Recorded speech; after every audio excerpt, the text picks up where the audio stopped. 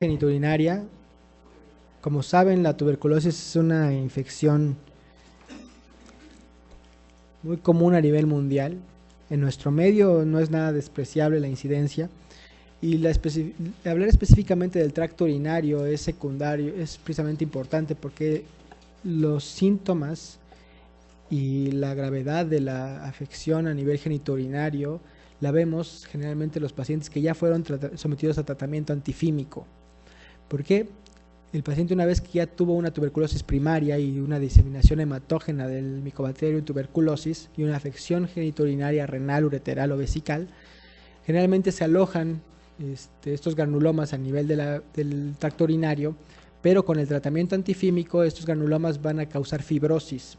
Esa fibrosis va a disminuir la distensibilidad de la vejiga, va a producir cicatrices a nivel del parénquima renal, incluso estrecheces a nivel del tracto ureteral, lo cual puede producir una autoamputación renal. Entonces, de ahí la morbilidad de la tuberculosis genitourinaria. Generalmente diagnosticarla en agudo puede ser un paciente prácticamente asintomático. La morbilidad es después del tratamiento antifímico, como lo vamos a ver ahorita, ¿sale? Entonces, como saben, el agente causal es el Mycobacterium tuberculosis.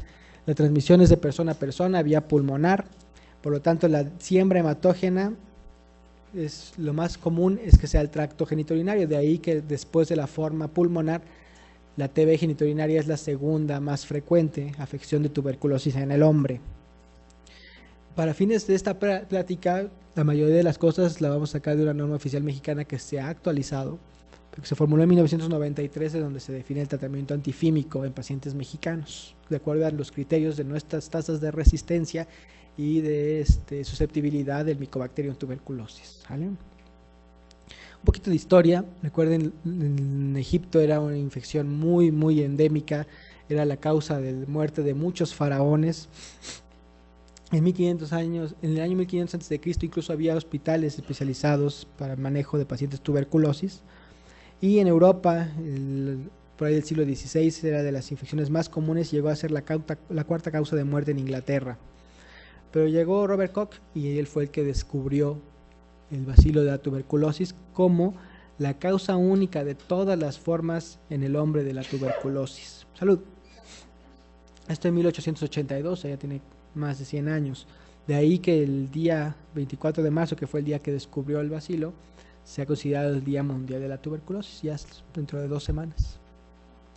La incidencia, según la Organización Mundial de la Salud, es de 9 millones de casos nuevos en 2007, pero recuerden que esta incidencia va en aumento y esto obedece precisamente el incremento de la transmisión del virus del VIH, que hace que encontremos más y más pacientes con enfermedades oportunistas como lo es el Mycobacterium tuberculosis. En Estados Unidos también se considera una enfermedad que va en crecimiento secundario a esta causa. Más o menos encontramos 4.2 casos por cada 100.000 habitantes. Aquí en nuestro país es diferente, son 14.42 casos por cada 100.000 habitantes. Y hay sitios que son generalmente endémicos, como es Guerrero, como les digo, la zona de mi hospital recibe pacientes referidos del estado de Guerrero, de Tlapa, la Sierra, etcétera. Recibimos muchos pacientes que tienen microcisto, que tienen insuficiencia renal, etcétera, secundario a Mycobacterium tuberculosis, ¿vale? La TB genitourinaria es la más común de las formas extrapulmonares, aunque las formas extrapulmonares en tuberculosis solo corresponden a un 10%, pero como les digo, la más común sigue siendo la vía genitourinaria.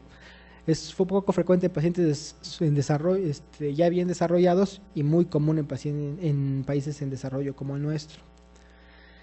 En el siglo XIX se encontró que efectivamente la vía de transmisión es hematógena, que puede haber inoculación a través de la arteria renal, y que encontró Eckhorn en 1908 los glomérulos renales por ahí de principios de siglo. Por lo tanto, se considera como una infección metastásica. Estas son las principales características patológicas, no se las tienen que aprender. Quiero que se lleven a casa que esto causa una destrucción importante desde la producción de los granulomas a nivel del parénquima renal y que se incrementa aún más con el tratamiento antifímico. Pero bueno, para fines prácticos encontramos que en riñón los capilares renales pueden tener focos microscópicos cerca de los glomérulos y generalmente la que siempre se ve respetada es la corteza renal. Esto es una infección generalmente en estado latente. De ahí empiezan a proliferar las células multinucleares gigantes de Langerhans y linfocitos como fibroblastos, y puede haber un desprendimiento de un material gaseoso al sistema colector por ulceración calicial, ¿vale? De ahí sigue fibrosis, complicaciones cicatrizales, estrechamiento de los cálices renales y una estenosis de la unión ureteropiélica, que ese es la afección más común de tuberculosis genitourinaria, estenosis de la unión ureteropiélica. También puede causar alteración de la función suprarrenal. La causa más común de enfermedad de Addison en adultos, obviamente, es la tuberculosis en México. Es muy común nosotros encontrar pacientes que tienen todos los criterios de Addison, pero que la causa principal sea destrucción de la glándula suprarrenal secundaria al Mycobacterium tuberculosis. Por lo tanto, estos pacientes generalmente los ve el endocrinólogo, pero terminan con el urólogo porque tenemos que hacerles una adrenalectomía, porque el factor que tienen de infección, obviamente, es la glándula suprarrenal. Puede tener un 56% de los pacientes el cortisol disminuido ante la estimulación de la corticotropina. Lo más común es que la tuberculosis sea de tipo gaseoso y que sea primaria, la lesión más común. Recuerden que la glándula suprarrenal es de los órganos endocrinos más perfundidos que existen. Entonces es un sitio de diseminación hematógena muy común. Ahora, el uréter está afectado por extensión directa de la tuberculosis renal.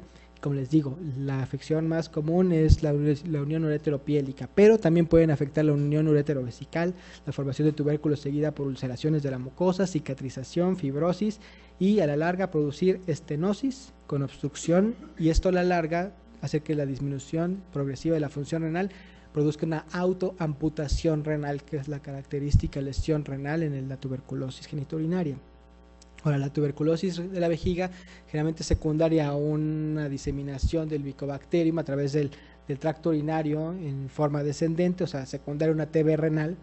Se afecta principalmente las capas profundas y el sitio más afectado son los meatos ureterales y el trígono. De ahí que los pacientes puedan tener estenosis a este nivel y que cada vez la capacidad de la vejiga sea menor hasta que llegan a tener microcistos. Hemos visto pacientes que tienen 20 mililitros de capacidad vesical secundaria a tuberculosis genitourinaria, ¿vale? Pero también puede afectar genitales, puede afectar epidídimo, conducto deferente y testículo. En ocasiones, cuando se forman en epidídimo y forman un absceso que se fistuliza hacia la piel, se conoce como escrófula, y es una lesión también frecuente en pacientes con tuberculosis en epidídimo, aunque, como les digo, la afección más común es la unión ureteropiélica. Este tipo de lesiones quizá no lleguen a medio hospitalario, son pacientes que están aislados a nivel de sus comunidades, pero aún así es frecuente. El testículo puede formar tubérculos del epitelio del túbulo seminífero asociados a fibrosis y material gaseoso. Tuberculosis en pene, yo nunca he visto una y hay gente que también en su vida ha visto una, pero puede afectar la infiltración de cuerpos cavernosos y obviamente es una diseminación hematógena como el resto de las lesiones. Y la uretra, esta sí es muy común que cause estenosis de uretra y se considera que la lesión típica es una uretra rosariada, que son varios segmentos de estenosis a nivel del tracto uretral, ¿sale? Entonces no voy a ahondar más en lesiones patológicas, vamos a la cuestión clínica. Hay que tener un alto índice de sospecha para un paciente con tuberculosis. No es un diagnóstico sencillo, menos a nivel genitourinario. El dato pivote que a nosotros los urólogos nos va a hacer sospecharlo es encontrar un paciente con piuria estéril, que el paciente tenga abundantes leucocitos en orina, pero con urocultivos negativos. Esto quiere decir que el germen que está produciendo esta inflamación del tracto urinario no está creciendo en los medios de cultivo habituales, y como saben ustedes, el Mycobacterium tuberculosis no crece en un agar sangre, que es el medio de cultivo para el urocultivo. Necesitamos un cultivo de Lowenstein-Jensen. Precisamente por eso es que encontramos nosotros piuria, infección, pero el paciente desarrolla cultivos habituales negativos. Es más común en hombres que en mujeres, generalmente después de la cuarta década de la vida. En hombres, después de que el paciente tiene infertilidad, protocolos de infertilidad extensos, encontramos que efectivamente tienen hematospermia o que tienen abundantes leucocitos en semen, y esto puede ser secundario a tuberculosis. Muchos pacientes tienen síntomas del tracto urinario inferior y la mayoría son secundarios a una disminución en la distensibilidad de la vejiga, que a la larga va a evolucionar a un microcisto. Es difícil diagnosticarla en muestras exfoliadas de orina porque mucho tejido necrótico también va a vaciarse a nivel de tracto urinario. Y en algunos pacientes, hasta en un 10%, podemos descubrir que la causa de su insuficiencia renal fue una tuberculosis genitourinaria. El diagnóstico de tuberculosis, Mycobacterium tuberculosis en orina es muy desafiante. Realmente las baciloscopías en orina no se pueden evaluar como tal. Por lo tanto, ante este criterio de que encontramos un paciente con piuria estéril, encontramos que el paciente tiene tuberculosis. Pero 20% de los pacientes que tienen Mycobacterium tuberculosis sí desarrollan también los cultivos habituales. Generalmente son por infecciones superpuestas. Estamos hablando de un riñón poco perfundido, poco funcional, muy deteriorado. Es muy común que también tenga, además de la tuberculosis, una infección por Escherichia coli, Proteus, etc. ¿Sale? Ahora, los diagnósticos deben ser en medios de cultivos sólidos. Recuerden, los cultivos habituales no son buenos para Mycobacterium tuberculosis. El ideal y pregunta de examen nacional de residencia, eso me acuerdo que sí venía, ese de Lowenstein-Jensen, tiene muy alta especificidad, pero el inconveniente de este medio de cultivo es que tarda hasta 14 semanas en poder considerar si hubo desarrollo o no de Mycobacterium. Es una bacteria de un crecimiento muy lento. Por lo tanto, en algún paciente que tiene síntomas intensos, microcitos, etcétera, pues no me voy a poder esperar 14 semanas a ver si creció o no creció el Mycobacterium tuberculosis. De ahí que afortunadamente existen test mucho más importantes, mucho más específicos y rápidos. La tuberculina ya no es un diagnóstico, ya no es diagnóstica de tuberculosis. Esta diapositiva la pusimos para eso. Pero utilizamos actualmente la amplificación de DNA por técnicas de PCR. Tiene alta utilidad en tuberculosis, precisamente no pulmonar como la genitourinaria, con una muy alta especificidad. Tiene mayor sensibilidad y especificidad que la baciloscopía, que la biopsia, o que todos los estudios de imagen que podemos nosotros hacer para sospecha de diagnóstico de tuberculosis. Es muy útil en el diagnóstico, pero no en el seguimiento. O sea, es muy probable que después de darle tratamiento antifímico, el paciente persista con PCR positivo para Mycobacterium tuberculosis. Por lo tanto, puede haber hasta un 10% de falsos positivos. El paciente puede ya estar curado después de tratamiento antifímico, pero persiste con PCR positivo. Por lo tanto, la prueba ideal actualmente para tuberculosis extrapulmonar es el PCR para tuberculosis. ¿Sale? De ahí, si no viene en el examen esa opción, yo pondría cultivo de Lowenstein-Jensen.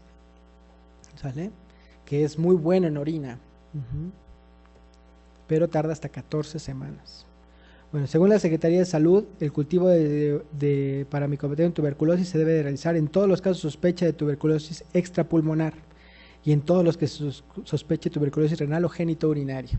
Eso es lo que viene en la norma oficial mexicana, pero ahí no viene contemplado lo del PCR, que también se lo deben de hacer. Hay pocos lugares en México donde lo hacen. Antes lo hacían en el INER, pero por cuestiones ahí de presupuesto lo dejaron de hacer. Está una prueba disponible en Biomédica de referencia y cuesta 4,000 pesos. O sea, no está tan cara. Y es un estudio que en 2 días ya tienen el reporte. Vamos a empezar con la radiología. Es una imagen muy padre de cómo se observan los granulomas caseosos en todo el parénquima renal del lado izquierdo. Es un paciente que si llega con esta imagen de primera instancia no pensaría yo que tiene tuberculosis genitourinaria. No es una imagen patognomónica, pero sí de una nefrocalcinosis. De ahí que nos vayamos a estudiar ya de forma retrospectiva todo lo que nos puede causar la nefrocalcinosis. Una de ellas, estos cuerpos gaseosos que se depositan a nivel de los glomérulos renales, que son efectivamente los Mycobacterium tuberculosis. Esta es una forma de afección a nivel de las cavidades renales. ¿Qué les llama la atención aquí? ¿Cuántos cálices te dijimos que teníamos? Pues aquí le falta el de arriba, ¿no? Esto es precisamente porque tienen estenosis del cáliz, está amputado. Entonces, una de esas imágenes que en donde un cáliz renal se observa completamente seccionado en un paciente que tiene piuria estéril es altamente sospechosa de tuberculosis genitourinaria. ¿Sale? Es otra imagen que aquí se ve la afección más común, además de amputación de los infundíbulos y dilatación. Tiene esto, que es la estenosis de la reunión ureteropiélica, que es la afección más común de tuberculosis genitourinaria. ¿Sale?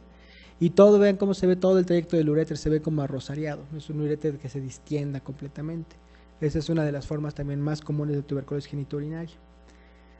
Estas imágenes de amputación de los infundíbulos también son muy comunes en tuberculosis genitourinaria, ¿vale?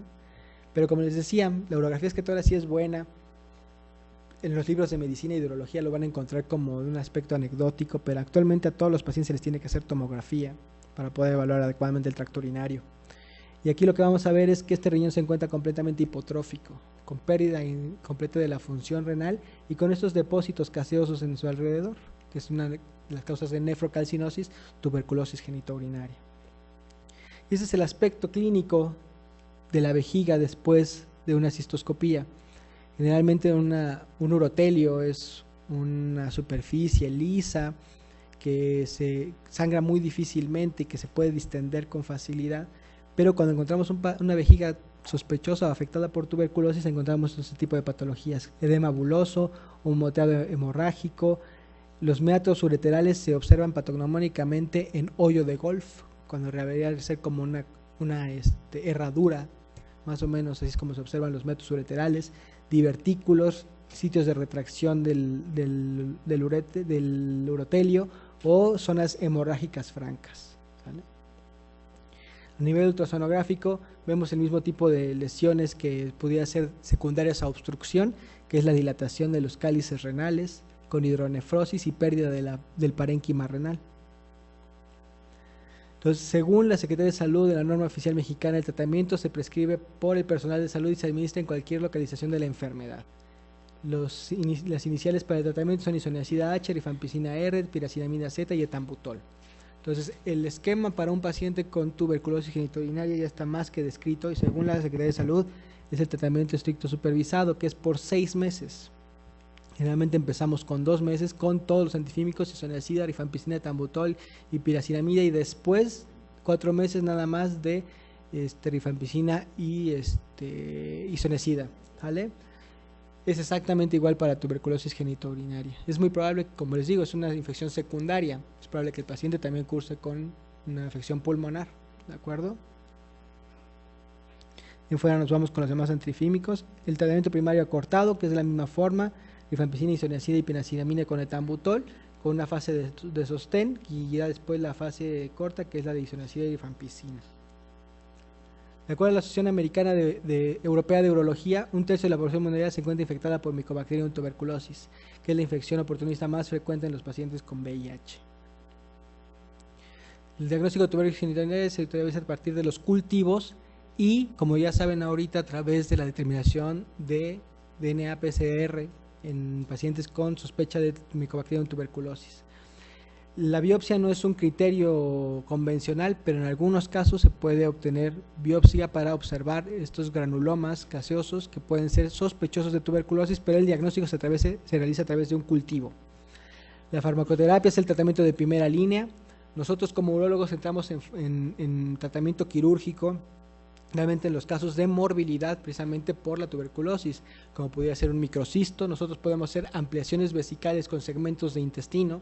Si el paciente tiene una capacidad muy baja de vejiga, menos de 50 a 100 mililitros, podemos ampliar la vejiga con intestino y hacer reservorios hasta de 200, 300 mililitros. En el caso de que ya el paciente tenga insuficiencia renal o pérdida de la función de alguno de los riñones, pues nosotros podemos realizar una nefrectomía para obviamente disminuir la cantidad de Mycobacterium que se alberga en ese riñón y evitar que siga teniendo diseminación a nivel del tracto urinario. Por lo tanto, nuestro comportamiento como urólogos realmente se limita a las complicaciones del tratamiento antifímico. Todas estas estenosis, estrecheces, cicatrices, granulomas, etcétera, generalmente son después del tratamiento antifímico, ¿vale? Por eso no voy a ahondar más en esto. Como decía, el tratamiento quirúrgico sucede hasta el 50% de los casos. Muchos de ellos son para cirugías reconstructivas o cirugías ablativas. Generalmente, ya que iniciamos tratamiento antifímico, podemos realizar nefrectomías para disminuir la cantidad de Mycobacterium, y esto puede ser hasta 5 semanas después del tratamiento antifímico, ¿vale?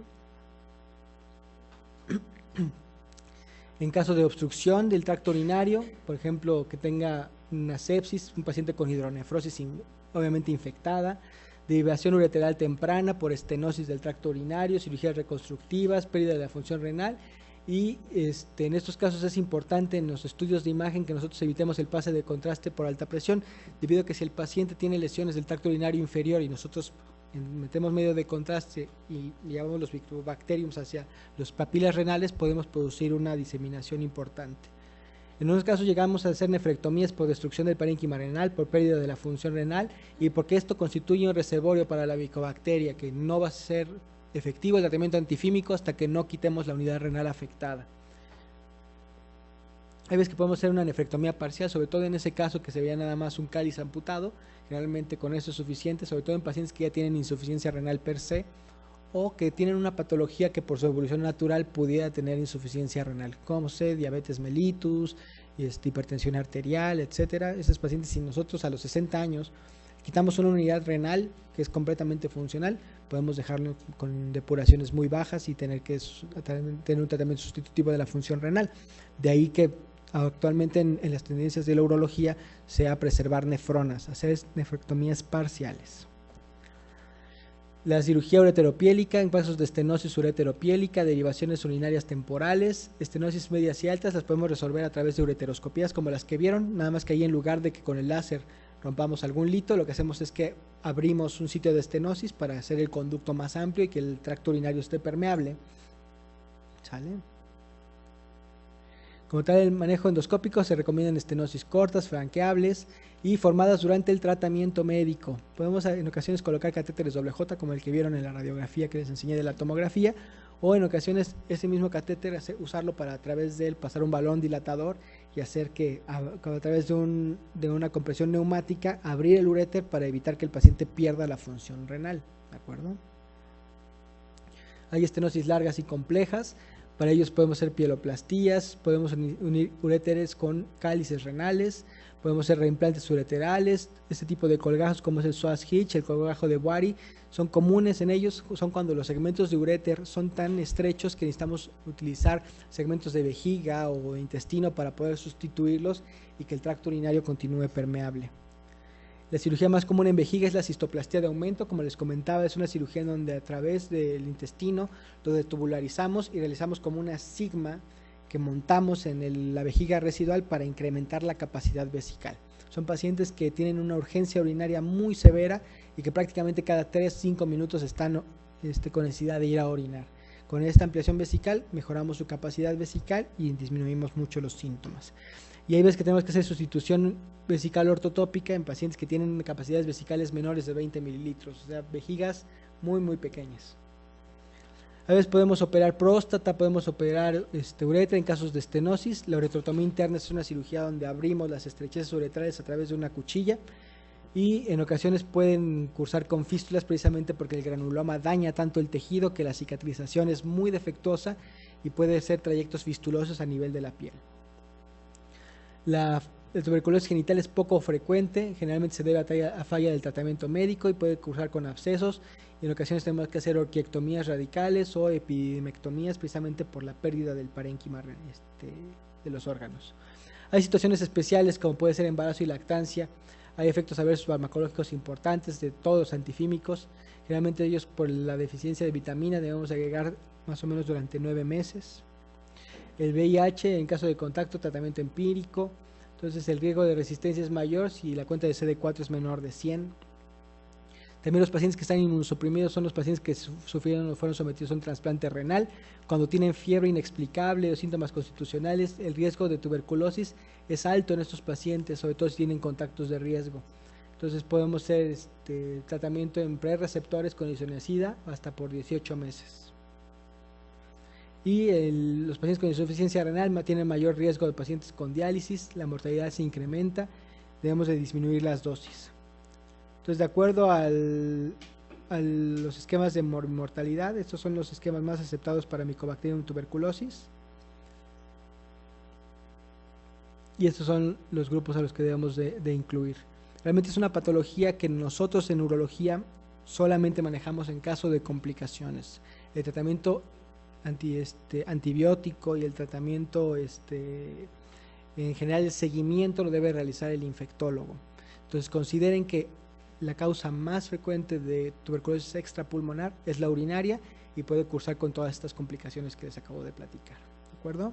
Entonces no voy a ahondar más en eso, es un tema que compete más a la cuestión de la infectología, pero sí algo que nos compete más a nosotros los urólogos es hablarles de infecciones urinarias.